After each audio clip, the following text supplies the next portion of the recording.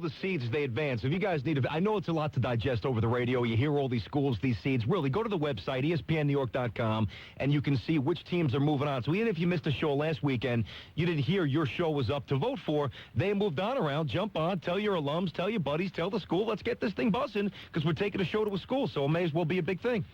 That will end our college basketball conversation of the shit day because we're going back to the NBA and the Carmelo deal here to give us his insight.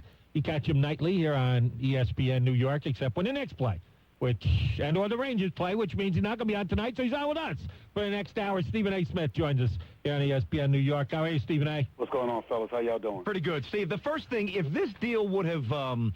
if the Knicks would have waited a couple of days and taken this into Thursday, which would have been dicey, admittedly, Thursday, 2:30, 2:45, 2:50, would they have been able to give up less in this deal? I don't think so. I think it was a situation where, obviously, when the moment that Melo said that he was willing to sign his extension with the New Jersey Nets, if it came to that, the Knicks were put in the corner because you could not risk Carmelo going to the New Jersey Nets. I think that more so than not getting him, letting him get to the New Jersey Nets would have taken this franchise back, and it would have negated the progress that they made as far as I'm concerned. It would have been nothing short of disastrous. But if that's the case, if they believed that he wasn't going to New Jersey, wasn't going to sign on with New Jersey, so then there's no deal, what was the risk of waiting till the end and daring the Nuggets to keep him? BT and I talked about this before you came on. Do you believe there was a point of no return in Denver? Could he have gone back to the Nuggets if no deal came down? That's what I'm trying to tell you. I don't think I think the die was cast. There was no way that he was going back to Denver because he had already made it clear to the organization and to the folks in Denver that he didn't want to be there. No matter what he was trying to say, no matter what kind of PC talk he was spewing, he had no intentions of going back to Denver to play for the Nuggets organization after this season. It's just that simple. Agreed. So it was either the Knicks or the Nets or free agency. Well, how serious was he with the Nets? Excuse me? How serious was he with the Nets? Well, he was serious about the fact that if he couldn't get to the Knicks, that he would sign the extension with the Nets. Oh, you think he would have? Yes. Okay. I know he would have.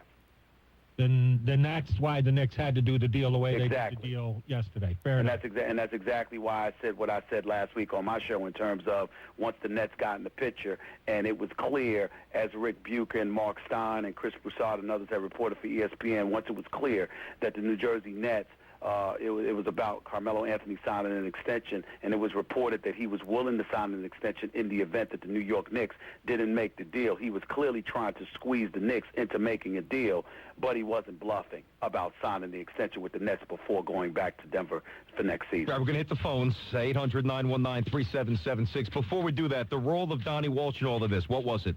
Well, the role of Donnie Walsh was on the phone. He was working the phones. He was making decisions. Obviously, Dolan was watching over the situation, and Mike D'Antoni was watching over it as well, even though he's not the boss. Donnie Walsh is. The fact is you're paying the coach $6 million a year. He's in the midst of a $24 million contract, so D'Antoni's input definitely is vital in this equation. But Steve, pardon me, is it really? Because I heard Mike didn't want this. Well, Mike didn't want that, and that's what held it up for so long, because he wanted to hold on to Gallinari. He wanted to hold on to several of those players, including Mozgov, so there's no question. But the point is that if he had no input at all, the deal might have gotten done earlier. But because he had some input, you do everything that you can to exhaust the process to hopefully make somebody panic and give in to their demands or yours. Right, because down the stretch, D'Antoni basically admitted he was out of it. Here's his quote from yesterday. I wasn't in contact the last couple of days. I've been hanging at the house, enjoying my weekend, and seeing what happens. I'm a spectator like everybody else. Well, he's a spectator in the end process, because once the 11th hour comes in, then you've got to make whatever deal you feel you have to make. You've heard the coach, you've heard his input, and you work diligently to try to give him what he wants by negotiating as hard as you possibly can in the months and weeks leading up to the trading deadline. But once that 11th hour comes to play, then it's really about you. It's not about what the coach wants. It's about what you believe is best for the franchise and yourself. Mac and BT with Stephen A. here on ESPN New York. Knick fans will give you your chance to chime in with us. 1-800-919-3776. Get Rob from Teaneck up here. Rob, you're on ESPN New York. Hey, guys. How you guys doing? Pretty good, Rob. What's up, buddy? Ain't nothing much. I just wanted to say that this has to be the steal of the year, and I'll tell you why. Amare made everybody else more more better than they were prior to him getting there. In other words, Raymond and everybody else wouldn't have been as good if Amare wasn't there. So now you add Carmelo. Now it just takes everybody up to the next level. I think even with Corey Brewer coming, he was a lottery pick. I think that even him coming from Minnesota, from a losing team into a winning environment, he might even play a lot better. So I think this deal had to get done. It's great for New York. It's great for Knicks fans. I've been losing for a long time, and so I'm ready to win. Yep. And I want to get you guys' take on that. Well, you're right. What I don't get, and maybe this is just the society we're in now, guys, obviously Jody and Stephen A., but it seems like even when something good goes down, people are very reluctant and reticent to embrace that. I mean, we all watch the NBA. I think all three of us know the league pretty well. Kobe, LeBron, Durant, Wade, Dirk, Darren Williams, Chris Paul, Dwight Howard, maybe Westbrook, maybe Derrick Rose.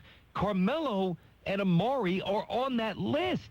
Who are best players? How do you not like this trade? Well, this is what I've been saying. This is what I've been saying for the last several weeks. And, you know, it was interesting because, I was talking to Kobe Bryant yesterday on the phone, and I talked to him, off the air, and we were talking about Carmelo for a couple of minutes. And he was like, do people realize what a beast this kid is? I've been playing against this guy for years. He's 6'8". He's about 245 pounds. He can take you inside. He can take you outside. He can go over you. He can go under you. He can go around you. He's got quickness, that kind of elusive quickness, that kind of deceptive quickness. He can shoot from the perimeter. He can shoot three-point shots. He's just an unstoppable offensive force. He's a problem. And when you look at it from that standpoint, somebody, you look at the Knicks, they give up about 106 points a game. They give up about 47% shooting from the field. Well, guess what? Sometimes when you are not a defensive stalwart, what ultimately helps you is your offensive prowess, because when defenses have to preoccupy themselves with what you're bringing to the table from an offensive standpoint, then all of a sudden that takes something away. Michael Jordan, and not to compare Melo to Michael Jordan because we wouldn't do that, but Michael Jordan, using him as an example, one of the ways he used to demoralize guys is because even when you were a potent offensive force, having to deal with him was so problematic that you didn't have the energy and the focus necessary to be on your A game when it was time to have the basketball in your hands. The person that excelled the most against Michael Jordan, some would say, was a guy like Joe Dumars, because even though Joe Dumars scored well with Isaiah Thomas in the Detroit Pistons backcourt, Joe Dumars was known for his defense. It wasn't an expectation for him to produce offensively, so whatever he gave you worked. But the point is, you didn't expect anything from him. So I just say all of that to say you got all of these teams with LeBron in Miami. You got the team-oriented guys in Boston. You've got Orlando and, Atlanta and all of this stuff. The New York Knicks are horrible defensively. We know that. But by getting Carmelo Anthony, that may very well help you on that side of the ball as well, because now you have somebody that's making you focus your attention on them even more so, and that's going to take away from opposing teams' offensive games against the Knicks defense. All right, we got to get a timeout in here. I guess I'll pick up the devil's advocate role, the naysayer, after the caller says it's a steal. There is a potential downside. I'll bring it up when we get back. There you got it. Listen, there's certainly things to critique. It's not everybody shares the same thoughts, so we'll get into it. We'll get a lot of calls as well. 800-919-3776. Mac and BT with you. Stephen A. for the next roughly 35 or 40 minutes. Of course, we go to our usual three right here, ESPN New York.